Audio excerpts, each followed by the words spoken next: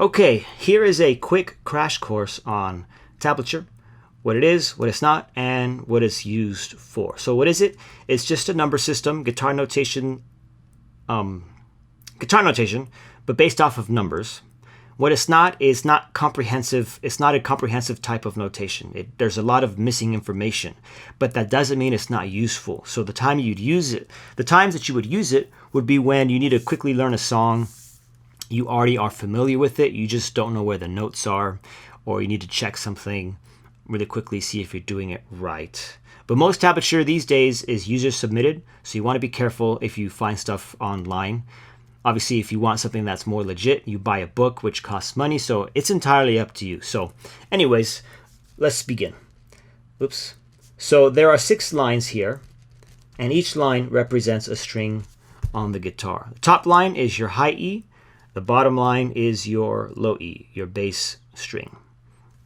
And then you just see a bunch of numbers on the strings. So let's start with a 0. So anytime you see a 0, that just means the open string. So in this instance, you're going to play the first string open, and that's it. If you see one on the third string open. If you see one on the sixth string open. And you would read it from left to right like you read everything else. This one first, this one second, this one third. Okay. Now, if you see a 1, that means in this case you're going to press down a finger on the first fret of the high E. If you see a 1 on the 4th string, first fret of the 4th string. Any finger you want. It's not going to tell you what fingers to use. If you see 2 numbers stacked on top of each other, then you're going to place 2 fingers down and you're going to play both of those strings together at the same time. And that's how chords are built in tablature. So you can have, oh, you know what, let me just finish this one.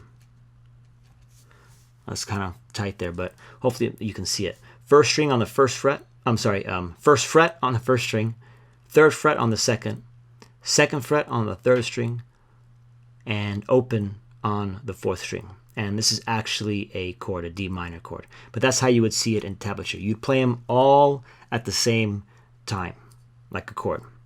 Let's see. All right, let's talk about a couple of things you may come across when you see stuff in a book or in Ultimate Guitar.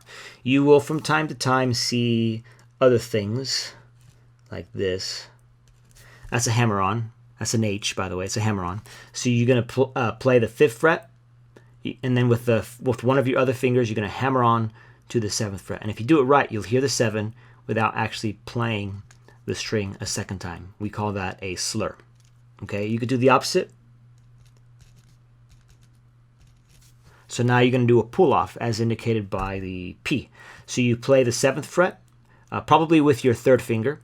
You know what? Before you begin this, before you attempt this, you want your 3rd finger on the 7th fret and your 1st finger on the 5th fret. They're both down together. Really important. They're both down. When you play the 7th fret, in this case, like I said, with your 3rd finger, you're going to pull it off. And when you pull it off, you'll hear the 5th fret if your 1st finger is on the 5th fret. And you won't have to play the string a second time to hear it. Again, that's a slur. You'll also come across some slides. Here, we'll do it on the 6th string.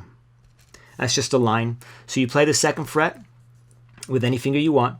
You slide up and stop on the 8th fret. Keep the pressure down as you slide. Depending on the song, you'll either slide slow or you'll do it much faster. It just depends. Again, you have to be familiar with the song in order to get the most out of tablature.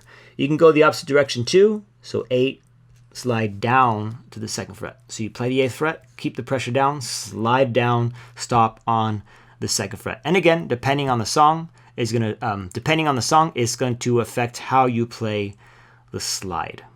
You'll also see so these are also slurs, by the way. So you'll also see, let's see, sometimes that's a vibrato. So you play the 4th fret on the 3rd string, and just whatever finger you want. Again, it doesn't tell you what fingers to use. And then you just kind of do some vibrato. Just kind of move that string up and down for electric guitar, or side to side if it's going to be a classical guitar piece. That's usually the way they do it on a classical guitar. Let's see what else. Sometimes you'll see a harmonic written out a specific way. Those are greater than, less than signs with a number inside. So in this case, 12th fret, you're going to lightly touch. You're not going to press down on the string. You're going to lightly touch the string But instead of lightly touching directly behind the fret, which is how we produce tones on the strings on the fretboard, in this instance, we're going to be directly above the actual fret, okay? Directly above. Lightly touch, and then if you do it correctly, when you play the string, you'll hear what's usually described as a bell-like tone. And that's pretty much that. I think that about covers it. If you have any questions, just let me know. All right?